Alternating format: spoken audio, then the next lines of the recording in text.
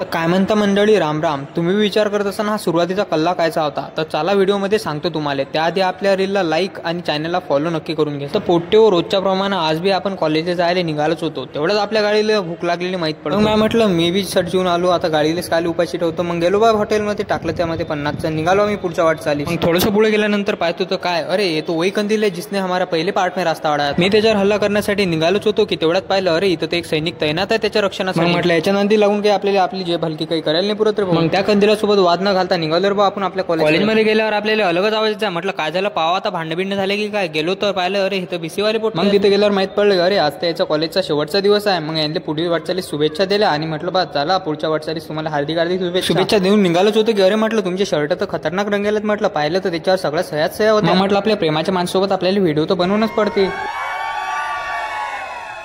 फटाफट त्यांच्यासोबत व्हिडिओ बनवून घेतला. तेवढ्यात आपले मिश्राजी आले. मी सांगितलं होतं वॉचमन काका डेंजर आहे, त्याला भिवून तर सगळं बोलले. त्याला पुढे वाटतं शुभेच्छा दिल्या आणि बाहेर निघाले. मी बाहेरून पाहतो तर अरे हे तर अलगच प्रकारचे झेंडे होते. आणि मग जरासं बारीकाने पाहिल्यावर अरे म्हटलं हे तर आपल्या गळ्यातच लटकेलं. हे झेंडे पाहून बीसीवाले टाटा केला आणि निघालो आपल्या क्लासमध्ये. क्लासमध्ये पोहोचल्यावर इथं अलगच युद्ध चालू होता. म्हटलं हे युद्ध खासाठी गेल्यावर माहित पडलं तर हे तर अटेंडन्ससाठी होतं. मग मी ते युद्धात सामील झालो आणि पटपट आपली साईन मारून घ्यायच्या पुरतं बस एवढंच. बाकी भेटू आपण पुढच्या व्हिडिओमध्ये. तोपर्यंत जय जवान जय किसान.